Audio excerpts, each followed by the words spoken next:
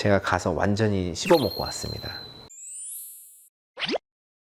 스위스는 저는 예전에도 사실 가봤었거든요. 근데 제가 정말 또 가고 싶었던 곳, 여기는 너무 좋았던 곳 중에 하나가 스위스이기 때문에 여기를 이번에 꼭 가보고 싶었고, 예전에는 제가 이제 겨울에 스위스를 가봤었어요. 완전히 하얗게 설산으로 뒤덮인 스위스를 가봤었는데, 여름 스위스도 한번 가보고 싶어가지고 이번에 이제 스위스로 가게 됐습니다. 그래서 스위스는 자연 환경이 너무나 아름다운 곳인데 너무나 물가가 비싸고 맛있는 게 너무 별로 없는 곳이에요.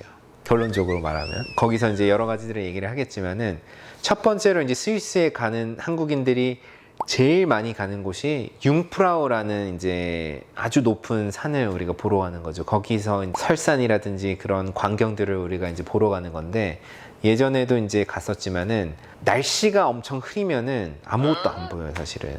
내가 엄청난 고물가를 감당을 하고 시간과 돈을 들여가지고 거기까지 갔는데 날씨가 흐려버리면 사실은 아무것도 할 수가 없는 게 되거든요. 그래서 스위스는 날씨가 제일 중요하고, 그게 날이 시시각각으로 바뀌다 보니까 융프라우 제대로 이제 보지 못했던 적도 있고 봤던 적도 있지만, 어쨌든 융프라우를 무조건 찍어야겠다, 한국인이라면 꼭 가는 곳, 그래서 융프라우를 가고 싶었고, 두 번째로 많이 가는 곳이 마테호른이라는 산인데, 저는 사실 못 갔어요. 우리가 영화 보면 많이 나오거든요.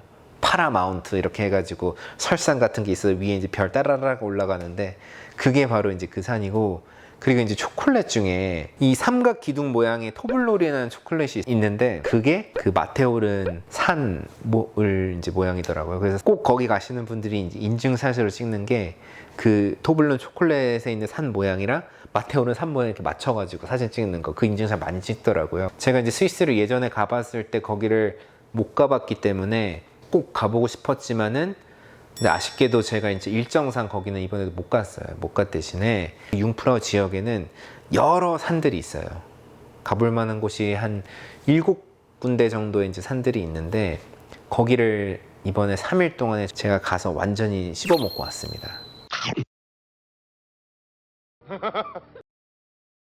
그 융프라우 쪽에 있는 지역에 있는 곳을 제가 이제 갔다 왔기 때문에 그쪽에 가실 분들한테는 정말 좀 많은 정보를 드릴 수가 있을 것 같아요. 어떻게 일단은 그쪽 지역으로 가느냐, 보통 스위스에 가시는 분들은 서유럽 여러 국가들을 이제 돌잖아요. 돌 때 잠깐 끼워 넣거든요. 그래서 보통은 뭐 짧으면 1박 2박, 길어야 뭐 3박 요 정도이기 때문에, 저도 그랬고 보통은 융프라우만 살짝 찍고 가는 거예요. 그게 아니면은, 스위스는 사실은 체르마트라는 이제 곳에서 마테오른이라는 산을 이제 보기 위해서는 사실은 최소한 5박 이상은 좀 하셔야지 스위스를 좀 잘 볼 수 있고, 그뿐만이 아니라 어떤 다른 호수들이라든지 예쁜 도시들 같은 것도 보려면은 일주일 이상은 스위스에 투자를 해야 되는데, 현실적으로 그러긴 쉽진 않죠. 그래서 현실적으로는 이제 저처럼 아마 스위스에 이제 뭐 한 3박 내지 이제 뭐 4박 요 정도 하실 수 있는 분들이 많을 거기 때문에, 그분들 같은 경우에는 과감하게 이제 마테오른 산은 포기를 하시고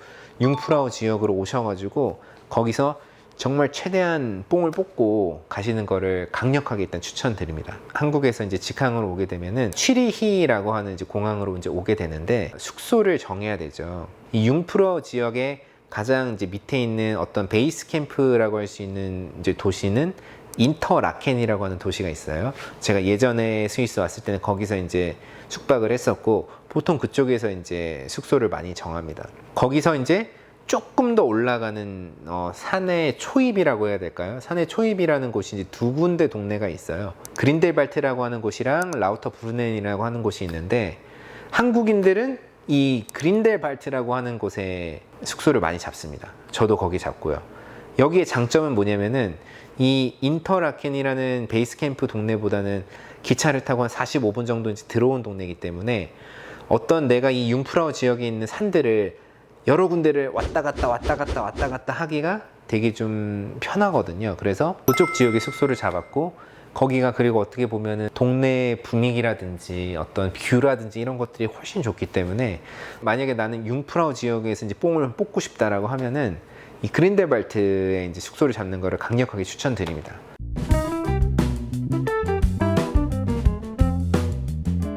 그런데 하나의 단점은 있습니다. 뭐냐면은, 아까도 얘기했지만은 스위스는 날씨가 정말 중요하거든요. 날씨가 너무 안 좋아져서 내가 융프라우 지역을 포기를 하고 다른 스위스에 있는 다른 데를 대체적으로 이제 구경을 하는 걸로 일정을 바꾸게 된다면은 나가기가 그만큼 좀 멀어지니까 그런 단점은 있겠죠. 그래서 이제 그런 단점은 있지만은 기본적으로 융프라우 지역을 보기 위해서는 그린델발트라는 지역이 굉장히 좋다라고 말씀을 드리고 싶어요. 제가 예전에 스위스를 갔을 때는 이제 한 8년에서 한 10년 정도 전에 이제 갔었는데, 이제 융프라우를 올라가는 게 그때는 이제 산악 열차만 타고 이제 올라갔었거든요. 그때는 제가 인터라켄에서 올라가는데 거의 한 2시간 내외로 시간이 걸렸던 것 같아요. 근데 이게 몇 년 전에 엄청 고속으로 올라가는 아이거 익스프레스라고 하는 엄청 좋은 큰 곤돌라 같은 게 생겨가지고 융프라우가 이제 한 3,400m 이 정도가 되는데 거기까지 올라가는데 1시간이 채 안 걸리더라고요.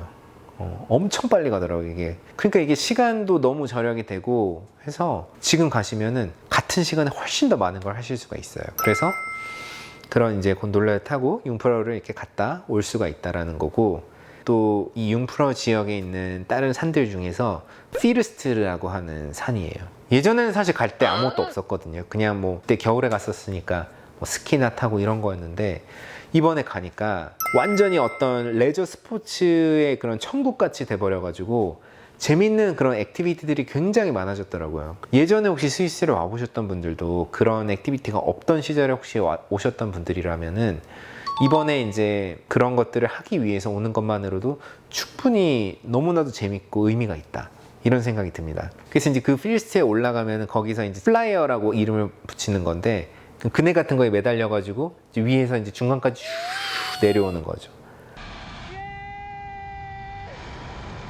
그런 액티비티도 있고, 마운틴 카트라고 해서 우리 카트 같은, 애기들 이제 장난하는 그 카트 같은 걸 타고 이제 쭉 내려가는 게 있는데, 정말로 그 내려갈 때 보는 뷰가 너무 좋더라고요, 진짜. 아니면은 이제 어떤 자전거를 또 타고 또 내려가는 코스들이 있는데, 그런 것들이 제가 지금까지 살면서 했던 어떤 광경들의 경험들 중에 정말 잊지 못할 그런 광경들이다 해서, 영상을 보시는 다른 분들도 꼭 그런 경험들을 언젠가 꼭 해보시기를 제가 강력하게 좀 추천을 드리고 싶습니다. 물론 이것도 날씨가 좋아야 되긴 하지만은, 그리고 이거는 제가 이번에 스위스를 가기 전에는 전혀 몰랐던 건데, 스위스 이 융프라우 지역에 가면은 꼭 해야 되는 게 하나가 있어요. 하이킹이거든요. 나는 왜 이런 걸 몰랐지? 하고 생각을 해서 알아보니까, 이 하이킹이라는 거는 여름에 밖에 못 하더라고요.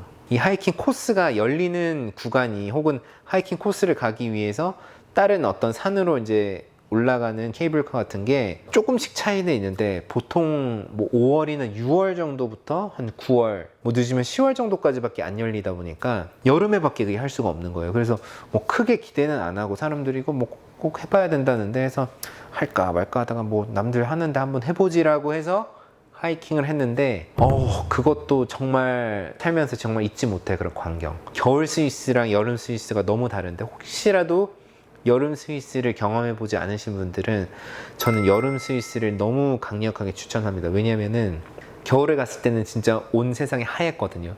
그것도 너무 좋았어요, 사실은.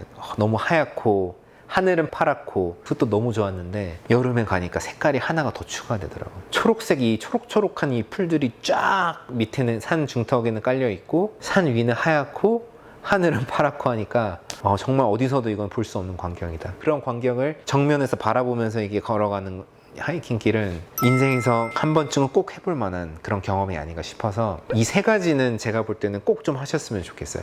융프라우는 당연히 다들 가는 거니까 꼭 한번 가시고, 피르스트 가서 액티비티 같은 거 너무 재밌고 경치도 너무 좋으니까 하시고, 하이킹 코스가 굉장히 많은데 그 중에 이제 알아보시고 이제 자기 스케줄에 맞고 하고 싶은 걸로 알아서 하이킹 같은 거 하시는 걸 좀 권해드리겠습니다.